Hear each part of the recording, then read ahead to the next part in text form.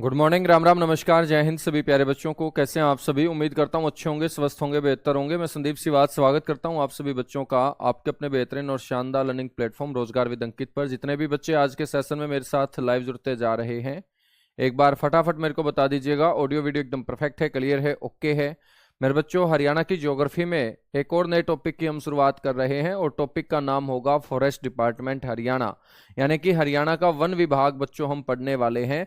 तो जितने भी बच्चे जुड़ते जा रहे हैं फटाफट अपना अपना हालचाल बता दीजिएगा। सीईटी की तैयारी आप लोगों की कैसी चल रही है ये बता दीजिएगा। और बच्चों स्टार्ट करते हैं फिर एक नया टॉपिक। टॉपिक का नाम मैंने बता दिया है, फॉरेस्ट डिपार्टमेंट हम पढ़ेंगे, यानी वन विभाग पढ़ेंगे।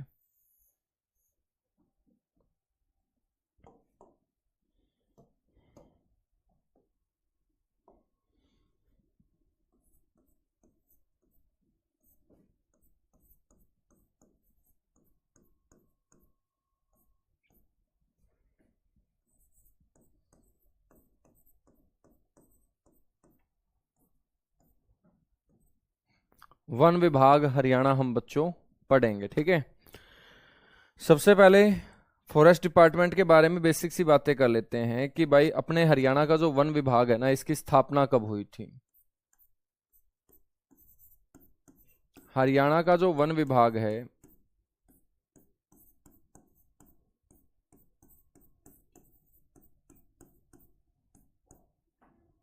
इसकी स्थापना कब हुई थी?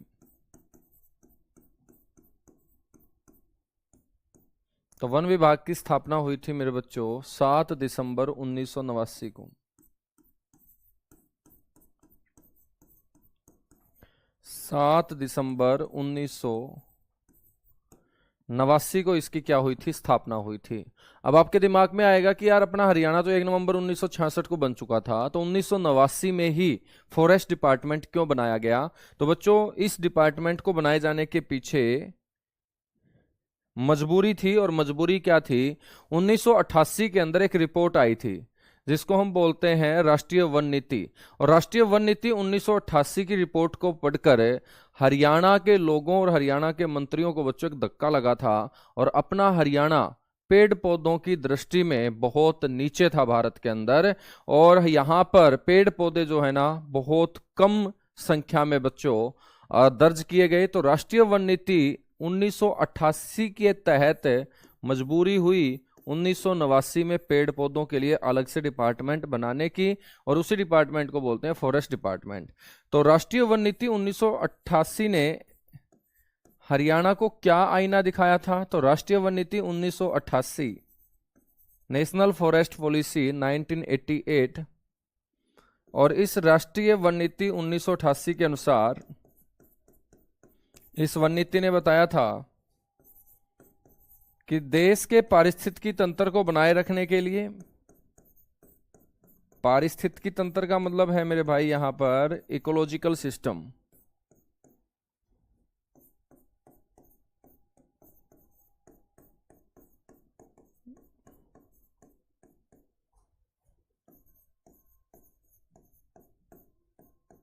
देश के पारिस्थितिकी तंत्र को बनाए रखने के लिए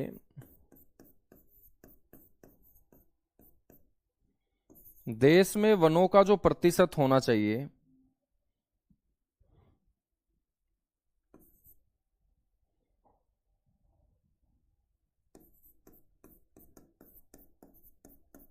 देश में वनों का प्रतिशत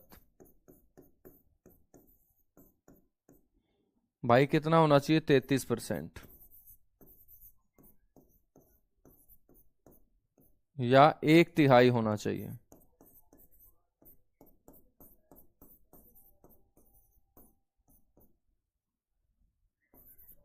ठीक है।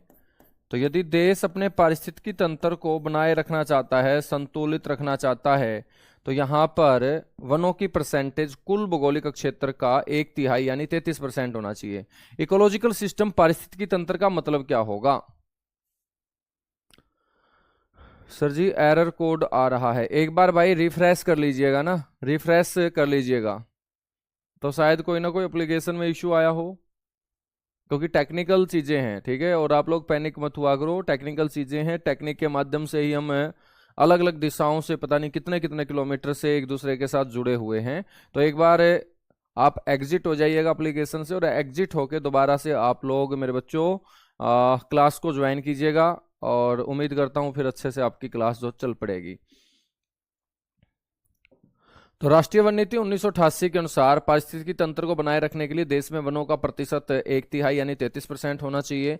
और पारिस्थितिकी तंत्र का मतलब होता है सारी की सारी चीजें जब समय पे होंगी, तो इसका मतलब हमारा इकोलॉजिकल सिस्टम क्या होगा, बैलेंस में होगा। समय पे सर्दी होगी, समय पे गर्मी होगी, समय पे मानसून आएगा, गर्मी ज्यादा नहीं होगी, सर्दी भी ज्यादा नहीं होगी। तो मेरे बच्चों सारी की सारी चीजें जब बैलेंस होंगी, तो इसका मतलब इकोलॉजिकल सिस्टम हमारा सही चल रहा है। और इकोलॉजिकल सिस्टम को बैलेंस करने के लिए यहाँ पर राष्ट्रीय वन नीति 1988 ने बताया कि वनों का जो परसेंटेज होना चाहिए वो 33% होना चाहिए। और इसी वन नीति ने अपने हरियाणा के बारे में भी बता दिया बच्चों, अकेला हरियाणा नहीं बाकी राज्यों के बारे में भी बताया है। और हरियाणा में पारिस्थितिकी तंत्र को या हरियाणा राज्य द्वारा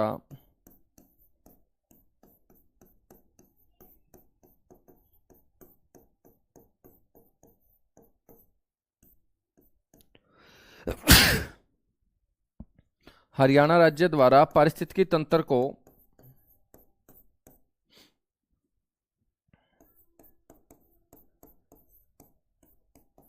बनाए रखने के लिए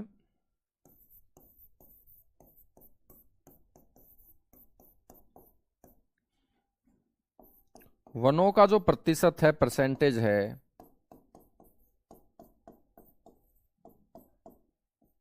वो कितना करना पड़ेगा, 20%।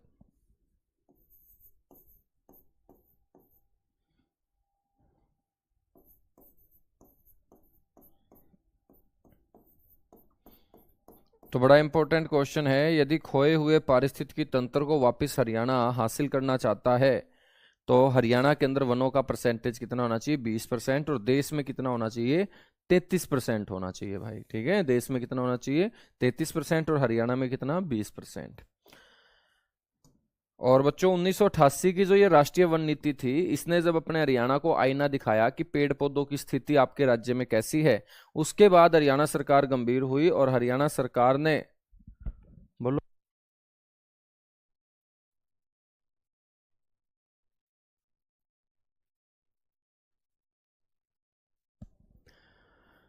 तो ध्यान रखें कि भाई 1988 की इस फॉरेस्ट पॉलिसी ने जब आईना दिखाया तो सरकार गंभीर हुई और हरियाणा सरकार ने पेड़ पौधों के लिए एक डिपार्टमेंट बनाया, उसको बोलते हैं फॉरेस्ट डिपार्टमेंट, वन विभाग, जिसकी स्थापना कर दी जाती है 7 दिसंबर 1989 को।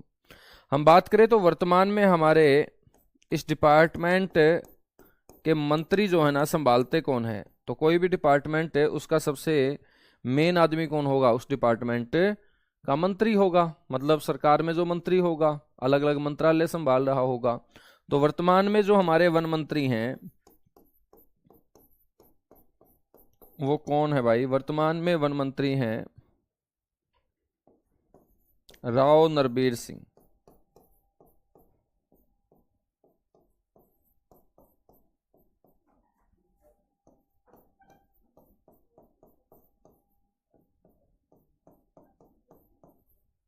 कौन है, राव नरबीर सिंह वर्तमान में वन मंत्री हैं। हम बात करें एडिशनल चीफ सेक्रेटरी कौन है भाई, वन विभाग के,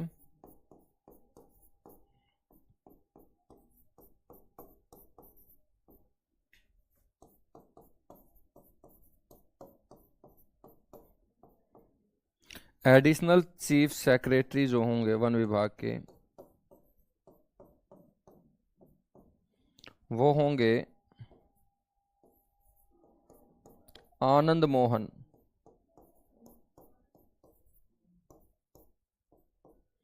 कौन होंगे भाई, आनंद मोहन होंगे। ठीक है, तो आनंद मोहन जो है ना,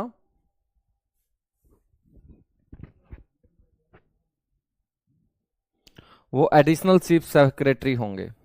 मेरे बच्चों हम बात करें तो वन विभाग के शीर्ष पद पर नियुक्त की जाने वाली पहली भारतीय महिला, ये भी ध्यान रखेंगे।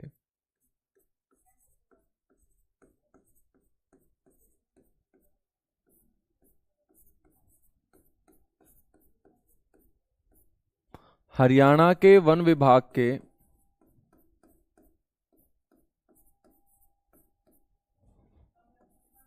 शीर्ष पद पर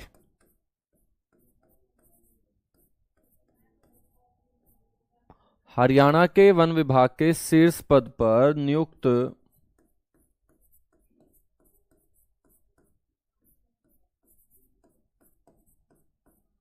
होने वाली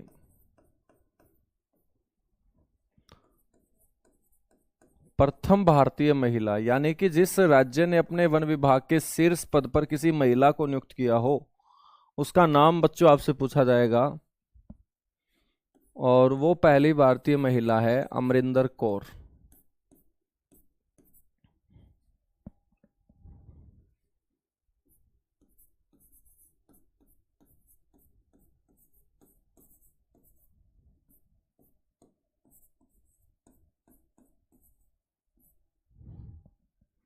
अमरिंदर कौर, ठीक है ना। और अमरिंदर कौर कहाँ की थी? ये पंजाब की। तो 2015 में बच्चों इसको नियुक्त किया गया था।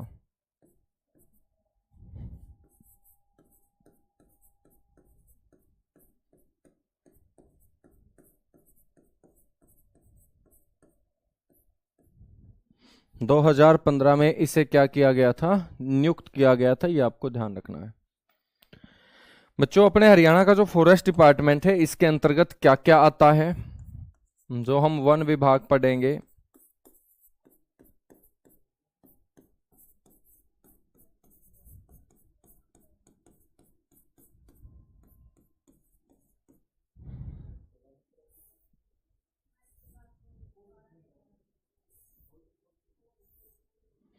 बच्चों वन विभाग के अंतर्गत ध्यान रखेंगे सबसे पहले जो नेशनल पार्क हैं, पेड़ पौधे तो आएंगे ही आएंगे।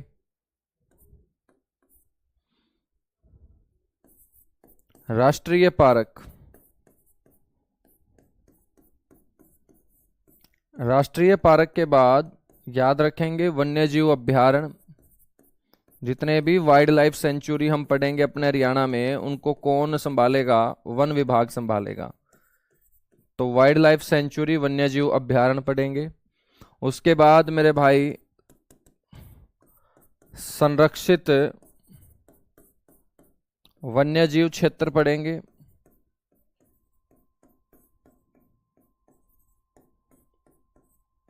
ठीक है, संरक्षित वन्यजीव क्षेत्र के बाद सामुदायिक आरक्षित क्षेत्र पढ़ेंगे।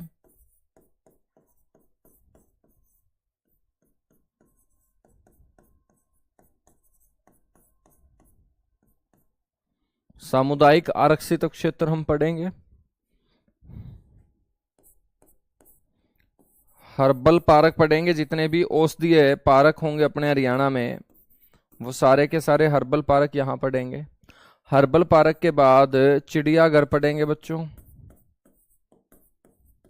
जो जू हैं हरियाणा में तीनों के तीनों चिड़ियाघर पढ़ेंगे। उसके बाद डियर पार्क पढ़ेंगे, हिरण पार्क, हिरण पार्क। ठीक है, ये भी फॉरेस्ट डिपार्टमेंट में ही आएगा। और हिरण पार्क के बाद दोस्त हम पढ़ेंगे, और क्या पढ़ेंगे? हाँ, प्रजनन केंद्र, ब्रीडिंग सेंटर।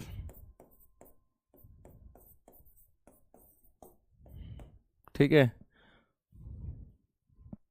और यहां पर पढ़ेंगे फिर हम हरियाणा में वन क्षेत्र।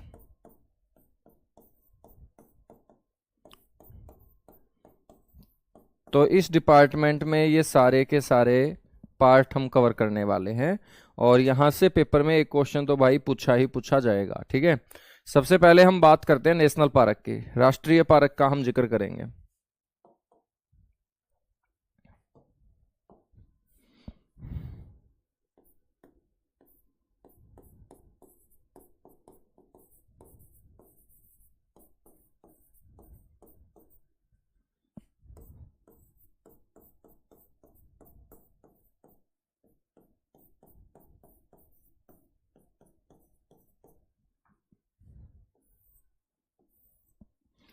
बच्चों आपसे ये पूछा जा सकता है कि हरियाणा में नेशनल पार्क कितने हैं, तो आपको बोलना है हरियाणा में नेशनल पार्क 2 हैं। तो हरियाणा में जो संख्या है ना वो कितनी है भाई, 2 है, ठीक है ना। और ये नेशनल पार्क किसके अंतर्गत आएंगे हरियाणा के अंदर, तो ये आएंगे भाई फॉरेस्ट डिपार्टमेंट के अंतर्गत, ठीक है ना, फॉरेस्ट डिपार्टमेंट के अंतर्गत ये आएंगे। तो इसमें सबसे पहला जो नेशनल पार्क होगा उसका नाम है सुल्तानपुर।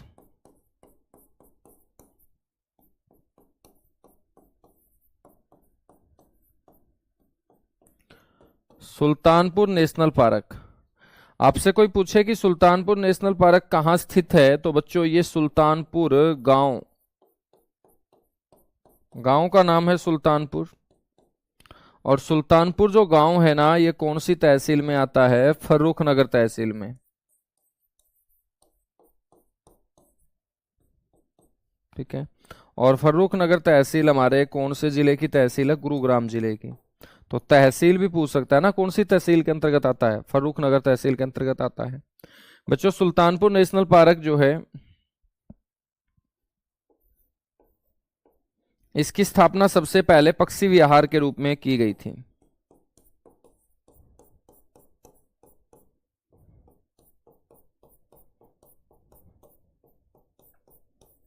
तो इसकी स्थापना सबसे पहले वर्ष 1971 के अंदर पक्षी विहार यानी कि बर्ड सेंचुरी के रूप में पक्षियों के लिए यहां पर पहले जगह निर्धारित की गई थी। 1971 में पक्षी विहार के रूप में इसकी क्या की गई थी, स्थापना की गई थी। लेकिन इसकी जो खोज की गई थी वो 1970 में ही कर दी गई थी। ये जो पक्षी विहार है जो 1971 में मैंने आपको बताया, तो स्थापना से पहले इस क्षेत्र की जांच पड़ताल भी की गई होगी कि पक्षियों के लिए ठीक रहेगा भी या नहीं रहेगा। तो इस पक्षी विहार की जो खोज है वो बच्चों 1970 के अंदर, ठीक है, पीटर जैक्सन के द्वारा की गई थी।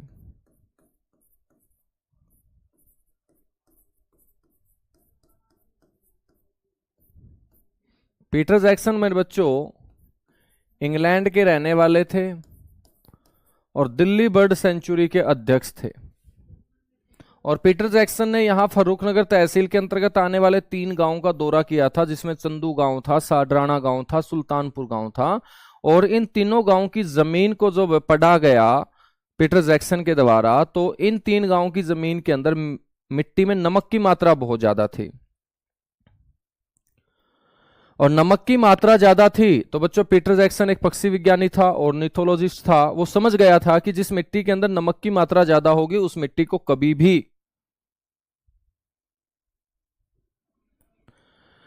पक्षी जो है वो छोड़ के नहीं जा सकते, क्योंकि पक्षियों के लिए वो क्षेत्र बड़ा लाभदायक होता है जिस क्षेत्र में पाए जाने वाली मिट्टी में नमक की मात्रा ज्यादा हो। क्योंकि पक्षी जब ज्यादा मछली वगैरह खा लेंगे तो अपना डाइजेस्टिव सिस्टम इंप्रूव करने के लिए वो मिट्टी में ही चोंच मारते हैं। और मिट्टी में चोंच मारते हैं तो मिट्टी से वो क्या उठाते हैं दोस्त, नमक उठाते हैं। क्या उठाते हैं, नमक उठाते हैं, ठीक है। तो 1970 में पीटर जैक्सन के द्वारा इसकी क्या कर दी जाती है, खोज कर दी जाती है। ये आपको पता होना चाहिए। बच्चों हम बात करेंगे, ये पक्षी विहार है इंदिरा गांधी ने अनुमति दी थी, उसके बाद यहां स्थापित हो पाया था 1971 में, ठीक है। उसके बाद आपको ध्यान रखना है 1972 के अंदर यहां पर जल में रहने वाले जीव भी जो है वो छोड़ दिए जाते हैं। जलीय जीव हेतु इसे आरक्षित घोषित कर दिया जाता है। जलीय जीव हेतु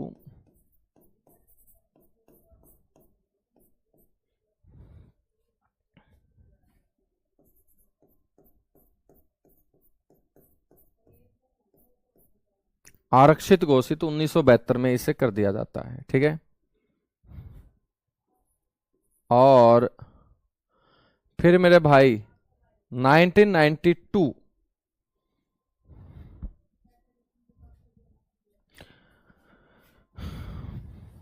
सर अब दिख रहा है क्लास इतनी लेट क्यों होती है। भाई कोई ना कोई है ना टेक्निकल फॉल्ट आया हुआ होगा जहां तक मैं मानता हूं, ठीक है ना, इसीलिए थोड़ा सा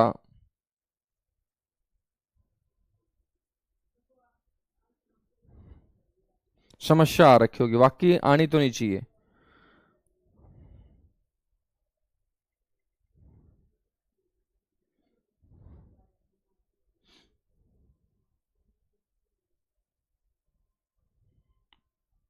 ठीक है, तो आनी नहीं चाहिए, हो जाएगी ठीक, बाकी टेक्निकल फॉल्ट हो सकता है कोई ना कोई। तो 1972 में इसे जलीय जीव हेतु आरक्षित घोषित कर दिया गया। तो मेरे भाई 19 और 19 का उल्टा क्या होगा, 91। 1991 के अंदर इसको क्या है, नेशनल पार्क घोषित कर दिया जाता है, राष्ट्रीय पार्क घोषित कर दिया जाता है। जब इसको राष्ट्रीय पार्क घोषित कर दिया गया तो ये हरियाणा का पहला नेशनल पार्क मेरे बच्चों बन जाता है। तो इसको हम बोलेंगे हरियाणा का प्रथम इको पार्क। इको का मतलब पर्यावरण की दृष्टि से, तो ये हरियाणा का पहला इको पार्क है, पहला नेशनल पार्क है। और मेरे बच्चों ये हरियाणा में सबसे छोटा नेशनल पार्क है। हरियाणा में 2 ही नेशनल पार्क है, तो ये सबसे छोटा आपका क्या हो जाएगा, राष्ट्रीय पार्क हो जाएगा या राष्ट्रीय उद्यान हो जाएगा। ठीक है, यहीं पर मेरे बच्चों सुल्तानपुर झील है। सुल्तानपुर झील, और इसी सुल्तानपुर झील को हम क्या बोल देते हैं, पक्षियों का संवर्ग स्थान बोल देते हैं।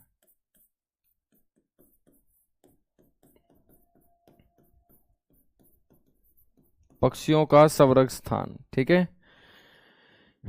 प्रवासी पक्षियों के लिए बच्चों ये नेशनल पार्क और ये झील क्या है, फेमस है। और इन प्रवासी पक्षियों में साइबेरियन सार्स, ठीक है, तो इन प्रवासी पक्षियों के अंदर साइबेरियन सारस,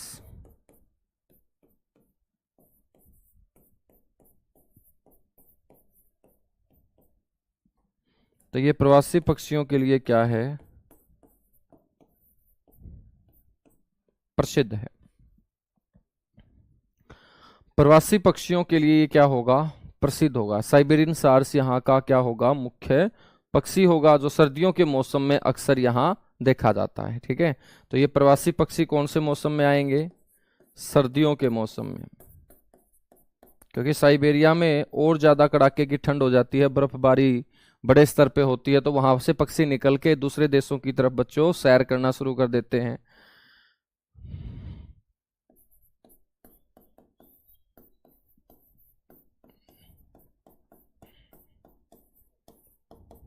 बच्चों हम बात करें तो ये जो पक्षी विहार हमने पढ़ा, सुल्तानपुर पक्षी विहार, इसकी स्थापना का श्रेय 3 लोगों को जाता है।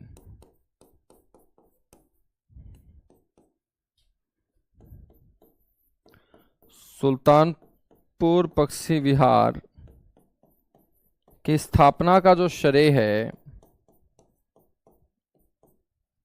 वो किसे जाएगा, एक तो जिसने सबसे पहले इसकी खोज की है, और इसकी खोज किसने की है भाई, पीटर जैक्सन ने, जो इंग्लैंड से था। पीटर जैक्सन के साथ उसका दोस्त भी था भाई, पीटर स्काउट।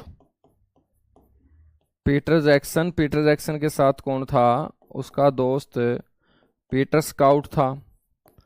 और भाई एक अपने भारत का बहुत बड़ा पक्षी प्रेमी, पक्षी विज्ञानी, नाम था उसका सलीम अली। तो सलीम अली भी साथ था। ठीक है, ये जो सलीम अली हम पढ़ रहे हैं ना, इसको भारत का बर्डमैन कहा जाता है।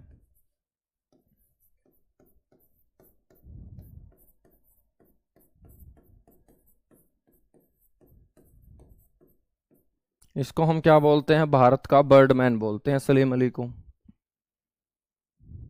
गुरुजी चीफ सेक्रेटरी का क्या काम होता है, चीफ सेक्रेटरी का वही काम होता है जो आपके घर में आपकी माँ का होता है, मतलब पूरा का पूरा घर अच्छे से सिस्टमेटिक ढंग से चलाना, मैनेज करना, ठीक है, वो सेक्रेटरी का काम होता है, चीफ सेक्रेटरी का। ठीक है। हाँ, पिताजी हमारे मंत्री हैं, अपने घर के मंत्री अपने पिताजी हैं, क्योंकि वो तो बाहर घूमते फिरते रहते हैं। ठीक है। काम तो कौन करता है? चीफ सेक्रेटरी ज्यादा करता है, मंत्री काम थोड़ी करते हैं।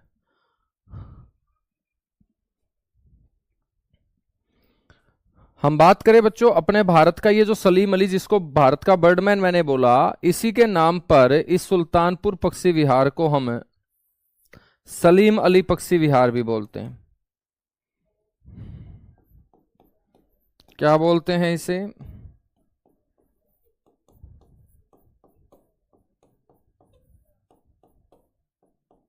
इसको हम सलीम अली पक्षी विहार भी बोलते हैं। ठीक है।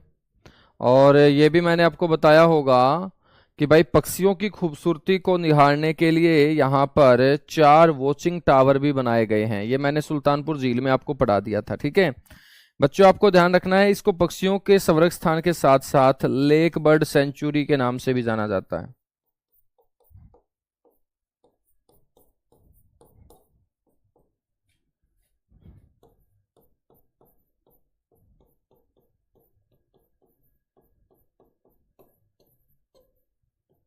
तो ये किस नाम से प्रसिद्ध है? लेक बर्ड सेंचुरी नाम से ये प्रसिद्ध है। ठीक है, याद रखोगे? बताइएगा। यदि हम बात करें इसका एरिया, विस्तार, कितने एरिया में ये फैला हुआ है, तो 1.43 वर्ग किलोमीटर एरिया में भाई ये आपका फैला हुआ है। सर जी जिलेबी पढ़ाओगे? बिल्कुल जिलेबी पढ़ाऊंगा, ठीक है ना, जिलेबी पढ़ाऊंगा, आप लोग टेंशन मत लीजिएगा। इस ज्योग्राफी के बाद मैं आपको जिले ही पढ़ाऊंगा। यहां तक बातें क्लियर हुई? बताओ फटाफट एक बार।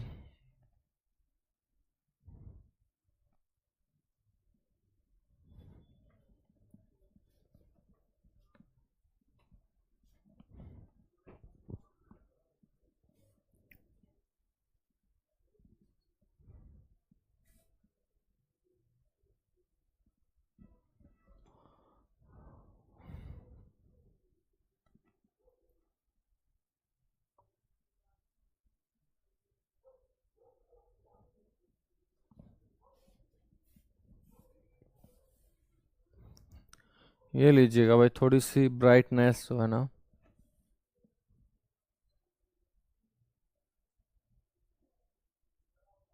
संस्थापक भी यही होगा भाई, संस्थापक कोई अलग थोड़ी होगा।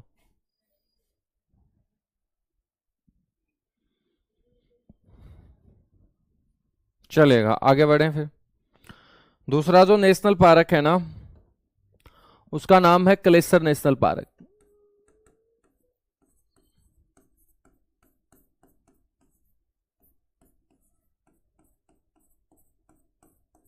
कलेसर राष्ट्रीय पार्क। दोस्त इसका नाम कलेसर क्यों पड़ा है? सबसे पहले तो क्वेश्चन यही पूछा जा सकता है कि इस नेशनल पार्क का नाम कलेसर नेशनल पार्क क्यों है। तो ध्यान रखिएगा, इसका नामकरण जो हुआ है ना,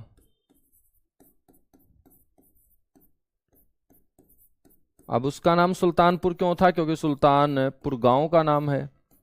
लेकिन कलेसर जो है ना भाई, एक मंदिर यहां पर प्राचीन समय से बना हुआ है, महाकालेश्वर।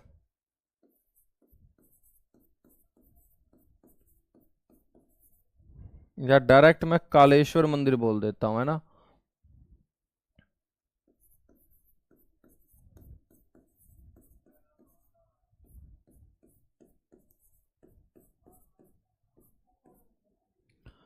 इसका नामकरण कालेश्वर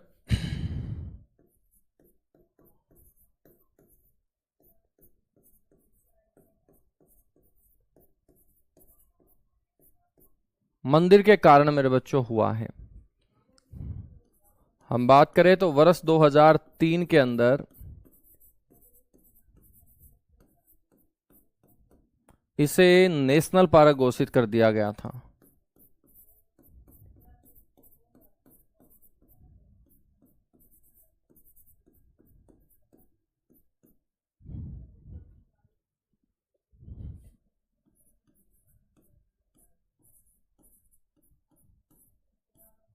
ठीक है ना। तो 2003 में इसे राष्ट्रीय उद्यान का जो है दर्जा दे दिया गया था, ये आपको ध्यान रखना है। वर्ष 2003 में इसे नेशनल पार्क का दर्जा दे दिया गया था। भाई हम बात करें तो ये सबसे बड़ा नेशनल पार्क है।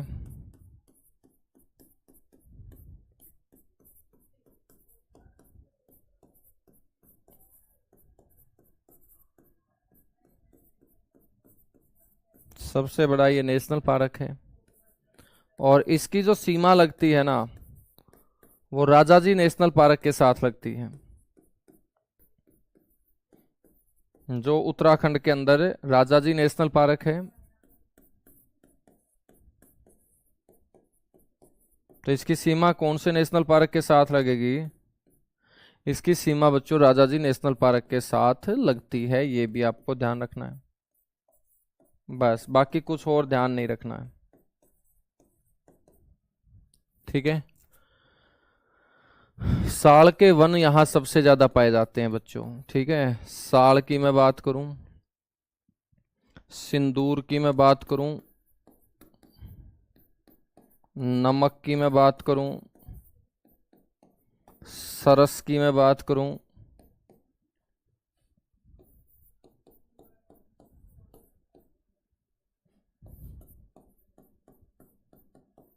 इनके लिए ये क्या है, फेमस है। तो क्वेश्चन आएगा आपसे कि भाई बताइएगा, साल के वनों के लिए हरियाणा में कौन सा नेशनल पार्क या कौन सा जंगल प्रसिद्ध है?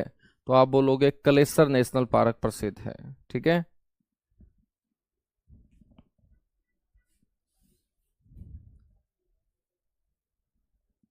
ठीक है भाई।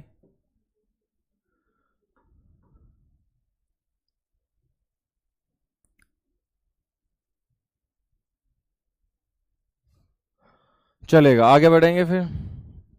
तो ये दो नेशनल पार्क आपको ध्यान रखने हैं। नेशनल पार्क के बाद हम पढ़ेंगे वन्य जीव अभ्यारण्य। वन्य का मतलब वन होगा, जीव का मतलब जीव होगा, और अभ्यारण्य का मतलब होता है दोस्त जहां पर जंगली जीव जंतु बिना किसी डर के घूम फिर सके।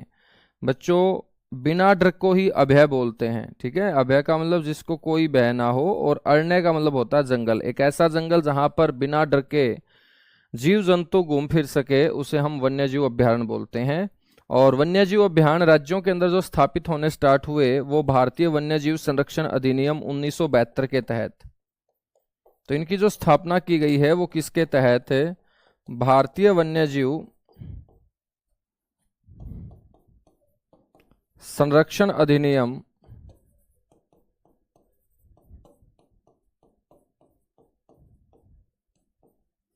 1972 के तहत।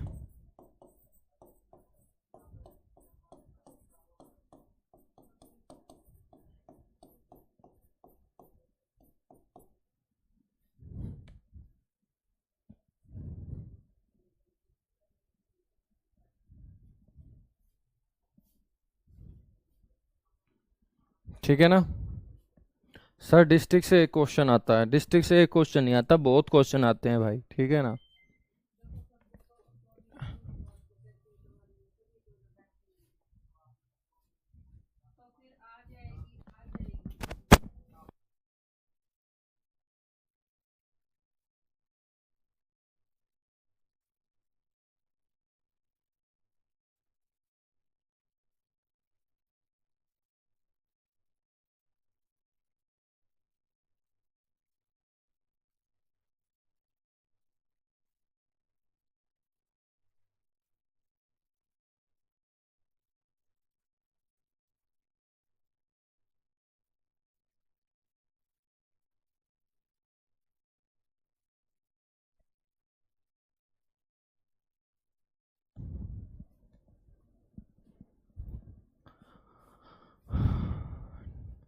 तो मेरे बच्चों, भारतीय वन्य जीव संरक्षण अधिनियम 1972 के तहत जो है ना, वो वन्य जीव अभियान जो है उनकी क्या की गई है, स्थापना की गई है। तो आपको ये ध्यान रखना है, भारतीय वन्य जीव संरक्षण अधिनियम 1972 के तहत इसकी क्या की गई है, स्थापना की गई है।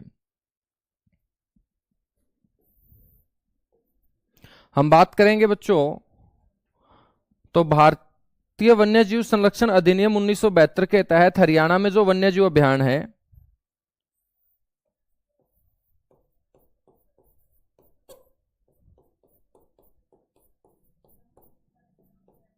इनकी संख्या जो है ना वो पहले कितनी थी,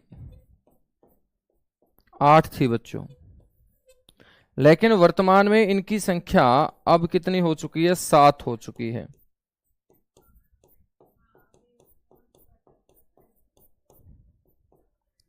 वर्तमान में जो संख्या है ना वो क्या है, 7 है। और वर्तमान में संख्या है वन विभाग के अनुसार।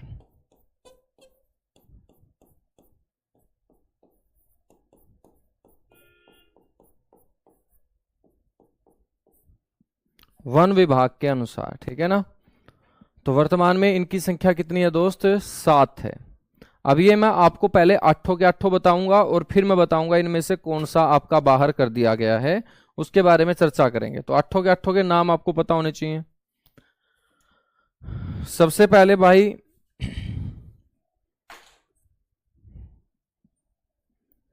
जो बाहर कर दिया गया है उसी को पढ़ा रहा हूं, अबूब शहर।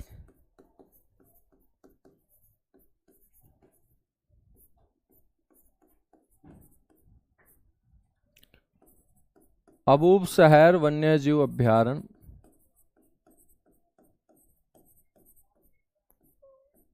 और अबूब शहर वन्यजीव अभयारण्य कहाँ है, अबूब शहर में।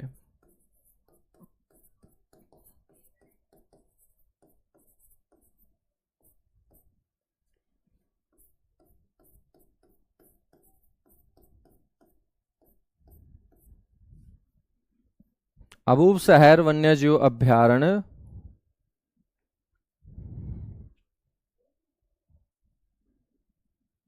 वो अबूब शहर सिरसा में है। बच्चों हम बात करें तो इसका जो विस्तार है ना वो 28,492 एकड़ में।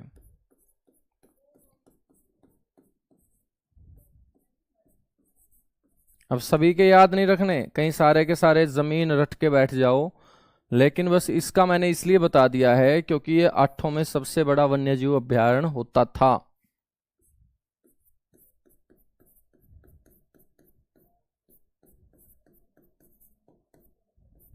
सबसे बड़ा ये आपका क्या होगा, वन्यजीव अभयारण्य होगा।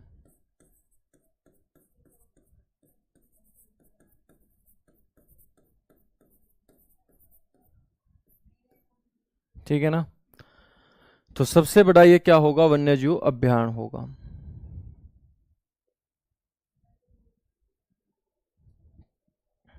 हाँ तो मनीषा उसमें बहुत सारी गलतियां भरी पड़ी हैं, ठीक है। अब तुम उसको पढ़ते रहोगे तो गलतियां ही दिमाग में छपेंगी, है ना। हाँ तो आपके पास यदि वो है तो मैं क्या बता सकता हूँ, तो आपके पास गलतियों से भरी हुई किताब है।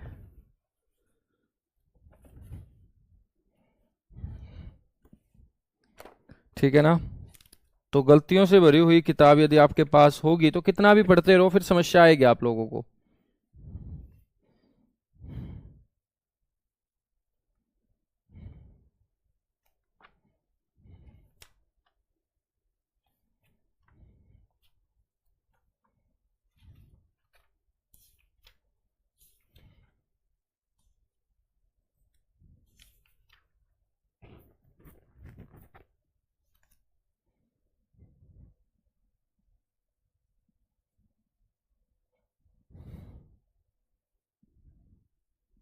ठीक है। तो ये सबसे बड़ा वन्यजीव अभयारण्य होगा। यदि आपसे कोई पूछ ले कि इसकी जो स्थापना है वो कब हुई थी भाई, तो स्थापना हुई थी 1987 में। लेकिन अब आपको ध्यान रखना है कि 2018 में इसे, कब, 2018 में इसे बच्चों इस श्रेणी से हटा दिया गया है। श्रेणी कौन सी है, वन्यजीव अभयारण्य। और इस श्रेणी से हटाकर इस जमीन को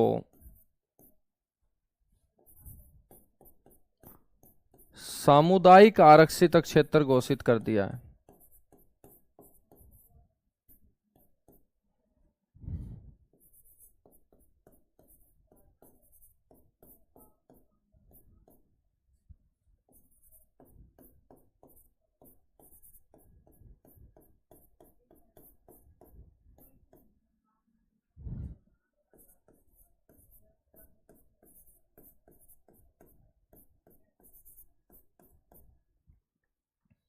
ठीक है, तो इसे सामुदायिक आरक्षित क्षेत्र घोषित कर दिया गया है, 2018 में इसे हटा दिया गया था, याद रखेंगे, चलेगा। अबूब शहर के बाद दूसरे नंबर पे पढ़ेंगे कलेसर वन्यजीव अभयारण्य।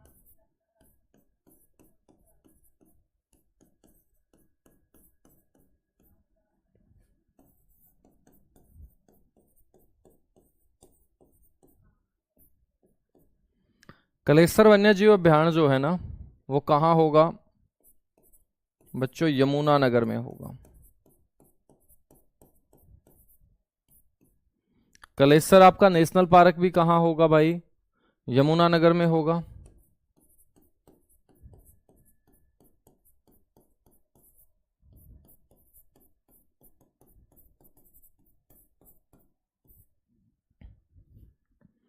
कलेसर वन्यजीव अभयारण्य यमुनानगर के अंदर है, और इसको सबसे पहले वन्यजीव का जो दर्जा दिया गया था वो 1996 में दिया गया था बच्चों, तो ध्यान रखेंगे वन्यजीव का जो इसे दर्जा दिया गया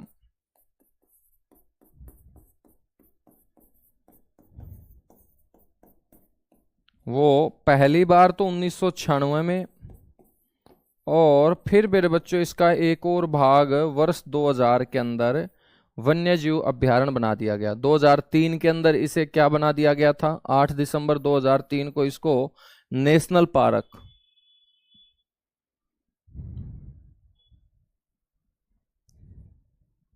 गुरुजी करंट अफेयर कब स्टार्ट करोगे भाई? क्या करके छोड़ोगे तुम?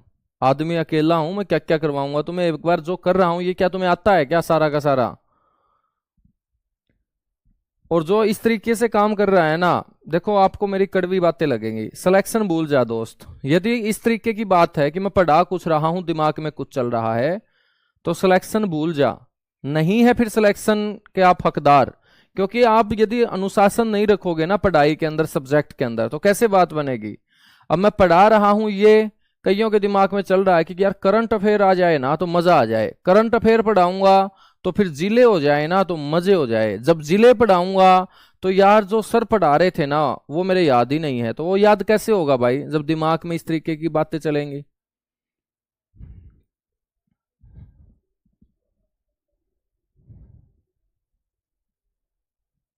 हरियाणा की बात हो रही है, ये हरियाणा की। अब देखिएगा एक बच्चा बोल रहा है हरियाणा की नदियां नहीं कराओगे क्या? अब इसको क्या करें हम? इसको कितनी तोपों की सलामी दें? है भाई, जो पूछ रहा है कि नदियां नहीं कराओगे तो इसको कितनी तोपों की सलामी दे, ये बताओ। अब तुम खुद ही बता दो।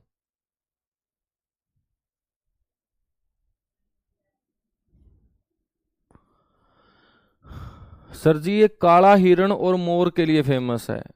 भाई साहब अबूब शहर जो है ना, यहाँ कुछ नहीं पाया जाता, एक दो किताबों में लिख रखा होगा, उसको तुम पढ़ लेते हो, रट्टे मार लेते हो बस। ठीक है।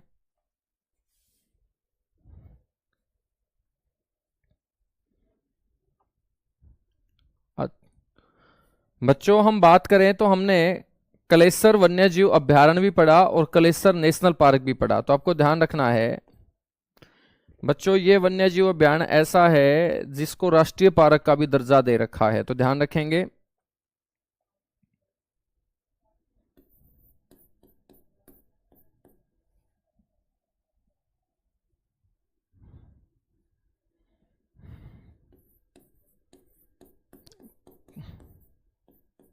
कलेसर जो है बच्चों ये क्या है? राष्ट्रीय पार्क भी है और वन्यजीव अभयारण्य भी है।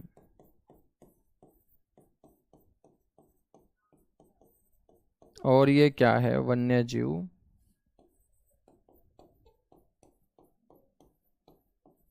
अभयारण्य भी है। ठीक है, तो अकेला है ये जो नेशनल पार्क भी है और वन्यजीव अभयारण्य भी है। हम बात करें बच्चों कलेसर वन्यजीव अभयारण्य किसके लिए फेमस है, तो यहां पर ध्यान रखिएगा लाल जंगली मुर्गा, एक तो इस वन्यजीव अभयारण्य के अंदर लाल जंगली मुर्गा, और एक यहां पर है बार्किंग डियर। बार्किंग डियर का मतलब होता है भौंकने वाला हिरण। बार्किंग डियर या भौंकने वाला हिरण, भौंकते तो कुत्ते हैं ना, लेकिन यह हिरण भौंकता है। तो ये भौंकने वाले हिरण के लिए क्या है भाई, प्रसिद्ध है। ठीक है, और इनके अलावा यहाँ हाथी भी है, चित्ता भी है, शेर भी है मेरे बच्चों, बहुत सारे जंगली जानवर आपको यहाँ इस वन्य जीव अभ्यारण्य में नजर आएंगे।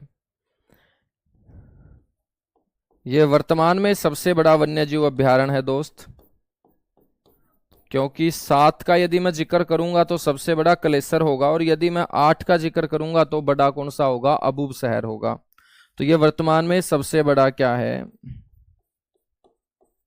वन्य जीव अभ्यारण्य है, सबसे बड़ा ये क्या होगा भाई, वर्तमान में वन्य जीव अभ्यारण्य होगा। ठीक है, या पहले हम 8 का जिक्र करें तो ये दूसरा सबसे बड़ा वन्य जीव अभ्यारण्य होता था, कलेसर वन्य जीव अभ्यारण्य। चलेगा, तीसरे नंबर पे बात करते हैं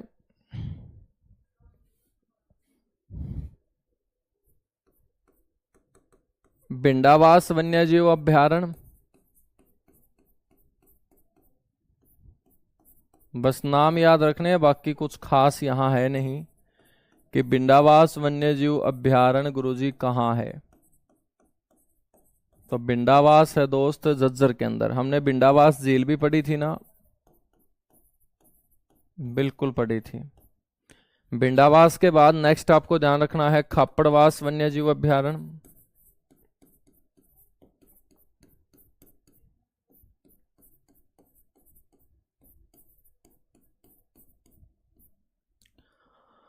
खापड़वास वन्य जीव अभ्यारण्य, और खापड़वास जो वन्य जीव अभ्यारण्य है ये भी कहाँ है, झज्जर के अंदर है।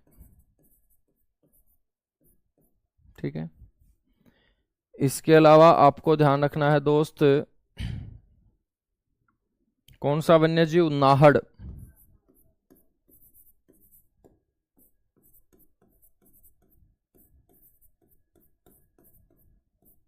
नाहड़ वन्य जीव अभ्यारण्य। नाहड़ मेरे बच्चों गांव का नाम है, और ये गांव आता है कोसली तहसील में, और कोसली है रेवाड़ी जिले का हिस्सा। तो नाहड़ वन्य जीव अभ्यारण्य जो है ना वो कोसली रेवाड़ी के अंदर है। ठीक है, उसके बाद आपको ध्यान रखना है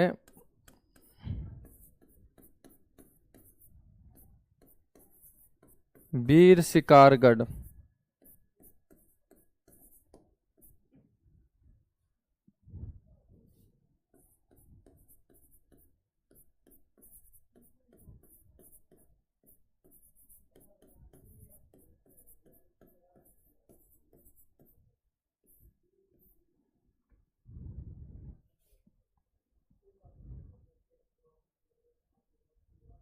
वीर शिकारगढ़ वन्य जीव अभ्यारण्य ये कहाँ होगा भाई, पंचकुला के अंदर।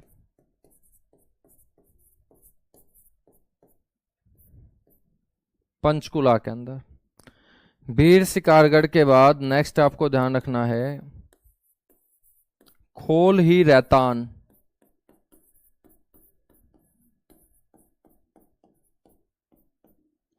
खोल ही रैतान वन्य जीव अभ्यारण्य,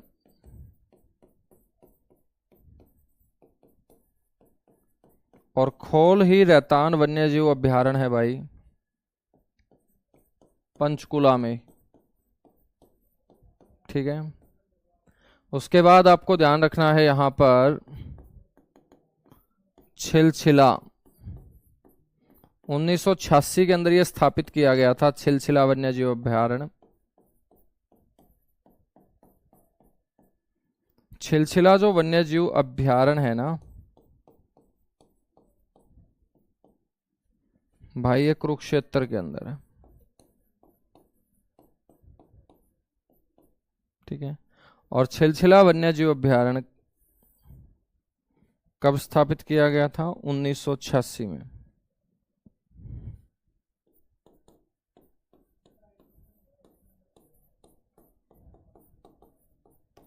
उन्नीस सौ छियासी में इसकी क्या की गई थी दोस्त, स्थापना की गई थी। ठीक है, और ये आपका सबसे छोटा वन्य जीव अभ्यारण्य भी है। हरियाणा में आपसे पूछ ले कि सबसे छोटा कौन सा वन्यजीव अभ्यारण्य है, तो सबसे छोटा वन्यजीव अभ्यारण्य छिलछिला वन्यजीव अभ्यारण्य ही है। तो इस तरीके से मेरे भाई ये 8 याद रखने हैं, लेकिन प्रेजेंट टाइम में कितने हैं, 7 हैं, क्योंकि अबूब शहर को हटा दिया गया है वन्यजीव अभ्यारण्य की कैटेगरी से और इसको अब सामुदायिक आरक्षित क्षेत्र के अंदर क्या कर लिया गया है, शामिल कर लिया गया है। तो संख्या जो आपको ध्यान रखनी है वो कितनी ध्यान रखनी है, अब ध्यान रखनी है सिर्फ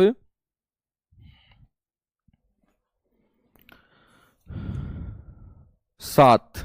ठीक है, पहले कितने थे, 8, अब कितने हैं भाई, 7।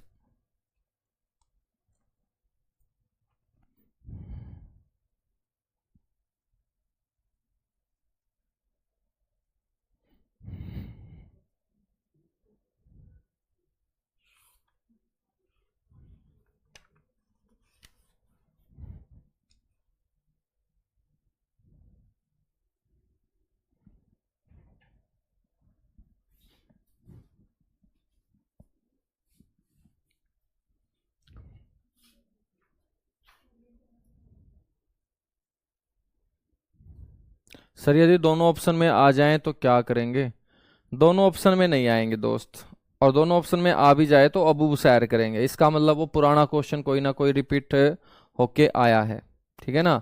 तो यदि दोनों पेपर में आ जाते हैं ना तो फिर अबूब सैर करेंगे, तो इसका मतलब कोई ना कोई वो दोबारा जो है वो रिपीट होके आया है। हाँ, अब हम बात करेंगे यहां पर संरक्षित वन्यजीव क्षेत्रों की। और आपसे कोई पूछ ले कि हरियाणा के अंदर संरक्षित वन्यजीव जो क्षेत्र है ना वो कितने हैं,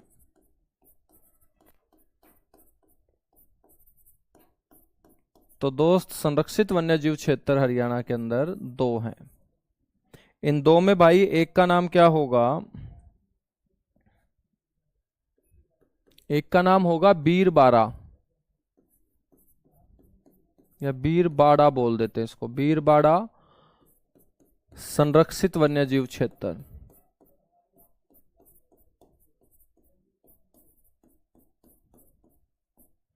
और आपसे कोई पूछ ले कि बीरबाड़ा संरक्षित वन्यजीव क्षेत्र कहाँ है, तो आपको बोलना है जींद के अंदर है। दूसरे नंबर पे याद रखेंगे सरस्वती संरक्षित वन्यजीव क्षेत्र।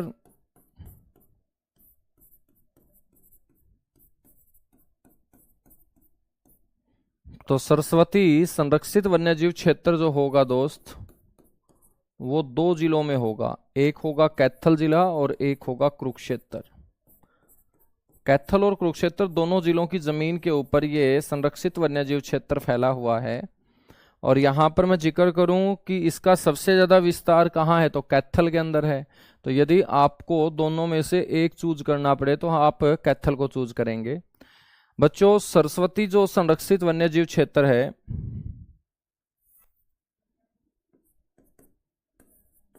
इसका दूसरा नाम याद रखेंगे शोनसर जंगल है। शोनसर जो है ना गांव का नाम है, तो उस गांव की जमीन के ऊपर फैला हुआ है, तो आसपास के इलाके में ये शोनसर गांव के जंगल के नाम से जाना जाता है। ठीक है, तो शोनसर जो है ना ये पेहवा तहसील का गांव है और पेहवा तहसील कुरुक्षेत्र जिले में आती है। ठीक है ना, तो इसको हम क्या बोलेंगे, इसको हम बोलेंगे शोनसर जंगल के नाम से इसे पुकारेंगे।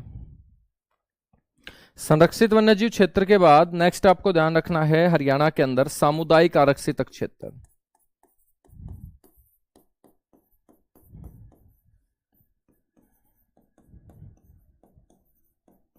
कि भाई सामुदायिक आरक्षित क्षेत्र कितने हैं, तो सामुदायिक आरक्षित क्षेत्र भी 2 हैं। यदि हम बात करें कि ये सामुदायिक आरक्षित क्षेत्र 2 कौन से हैं, इनमें एक का नाम होगा गोल्डन जुबली ब्रह्म सरोवर। अब ब्रह्म सरोवर नाम आया है तो सारे के सारे बच्चों का दिमाग कुरुक्षेत्र पहुंच गया होगा, तो ठीक पहुंचा है दोस्त, कुरुक्षेत्र में ही है। तो गोल्डन जुबली ब्रह्म सरोवर, गोल्डन जुबली ब्रह्म सरोवर सामुदायिक आरक्षित क्षेत्र, ये कैटेगरी फॉरेस्ट डिपार्टमेंट ने 2017 के अंदर बनाई थी। ये सामुदायिक आरक्षित क्षेत्र जो मैं बता रहा हूं ना, ये कैटेगरी बनाई गई थी 2017 में और अबूब शहर को 2018 में बाहर कर दिया गया था। और गोल्डन जुबली जो कम्युनिटी रिजर्व एरिया होगा, इंग्लिश में इसे कम्युनिटी रिजर्व एरिया बोलेंगे, सामुदायिक आरक्षित क्षेत्र बोलेंगे, तो दोस्त ये कुरुक्षेत्र में होगा। और दूसरा आपको याद रख लेना है अबूब शहर, जिसको वाइल्ड लाइफ सेंचुरी से हटाकर कम्युनिटी रिजर्व एरिया में फॉरेस्ट डिपार्टमेंट ने डाल दिया है, तो इसको बोलेंगे अबूब शहर सामुदायिक आरक्षित क्षेत्र।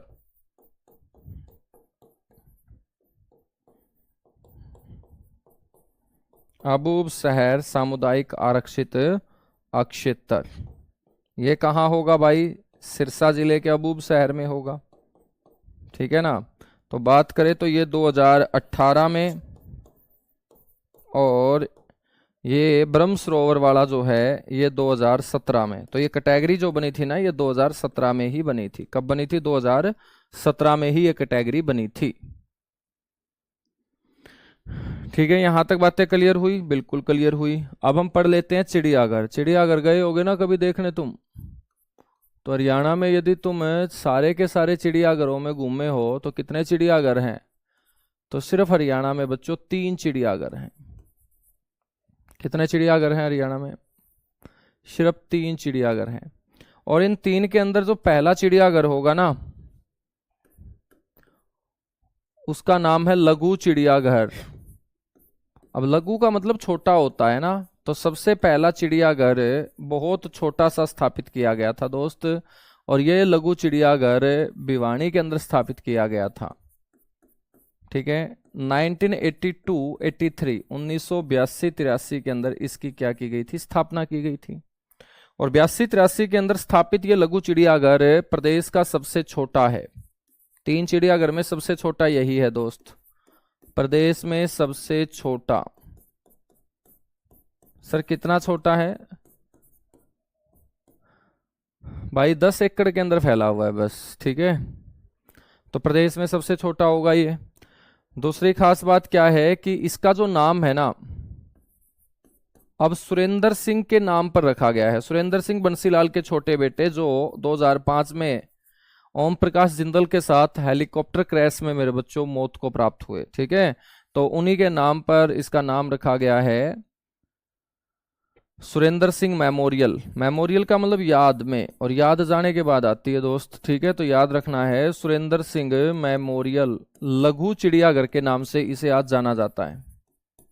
सुरेंद्र सिंह मेमोरियल लघु चिड़ियाघर, ठीक है, याद रखोगे? बिल्कुल याद रखेंगे। उसके बाद जो दूसरा चिड़ियाघर हरियाणा में स्थापित हुआ वो आपका शाहाबाद, इसको हम बोलेंगे पीपली चिड़ियाघर। शाहाबाद के आगे कुरुक्षेत्र की तरफ बढ़ते हुए कस्बा आता है पीपली, पीपली चिड़ियाघर। तो भाई पीपली चिड़ियाघर कहाँ हो जाएगा? कुरुक्षेत्र में हो जाएगा। और पीपली से बच्चों जो नेशनल हाईवे गुजरता है ना, उस नेशनल हाईवे को बोलते हैं 44। तो आपसे ये भी पूछ ले कि ये कौन से नेशनल हाईवे पे है, तो आपको बोलना है NH 44। नेशनल हाईवे 44 के ऊपर ये स्थित है। आपसे पूछ ले कि इसकी स्थापना कब की गई थी, तो भाई इसकी स्थापना की गई थी 1985-86 के अंदर, 85-86, ठीक है। और 85-86 के दौरान हरियाणा में एक और चिड़ियाघर मेरे बच्चों साथ के साथ बन रहा था, उसको बोलते हैं रोहतक चिड़ियाघर। अब रोहतक चिड़ियाघर कहाँ है ये तो पूछने से रहा, क्योंकि तुम बता ही दोगे कि रोहतक में है। तो रोहतक चिड़ियाघर रोहतक में है। तो इस चिड़ियाघर के पास दोस्त एक झील है, और झील का नाम है तिलियार लेक। तिलियार लेक के पास बना हुआ है ये चिड़ियाघर। और यदि बात करें स्थापना की, तो स्थापना सेम होगी 1985-86, स्थापना 85-86 होगी। और ये तीनों के तीनों चिड़ियाघर जो मैंने पढ़ाए, इनमें सबसे बड़ा चिड़ियाघर आपसे कोई पूछ ले तो सबसे बड़ा चिड़ियाघर आपका यही है, जो लगभग 44 एकड़ जमीन के ऊपर फैला हुआ है।